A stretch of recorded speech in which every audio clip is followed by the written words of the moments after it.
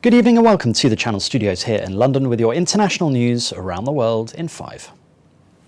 China has launched 3 astronauts into orbit who will begin working in the country's new space station. The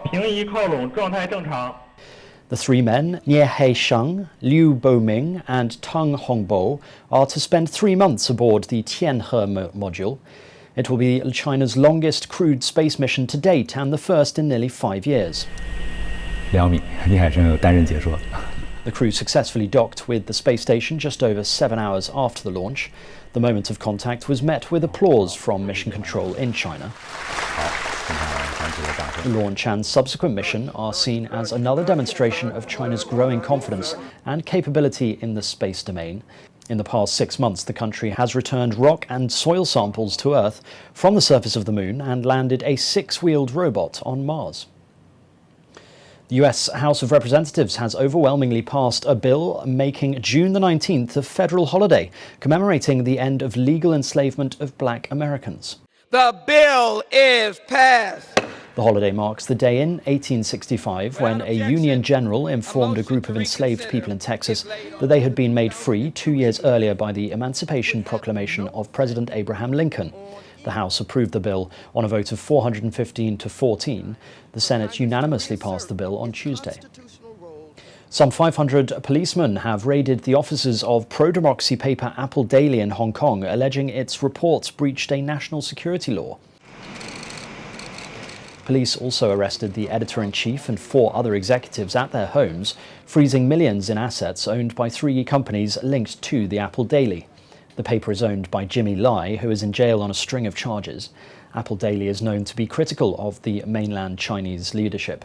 In a press briefing, police said that since 2019, the Apple Daily had published more than 30 articles calling on countries to impose sanctions on Hong Kong and China. Nepalese authorities have carried out a number of rescue operations after flash floods killed 7 people and left at least 20 missing, including 6 foreign nationals. Local media reports said the missing foreign nationals are from neighbouring China and India. The government has deployed resources to help assist in rescue and evacuation operations. Army helicopters were rescuing those trapped in marooned houses.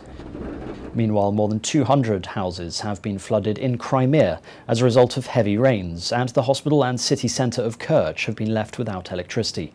People are being evacuated from the town as a precaution.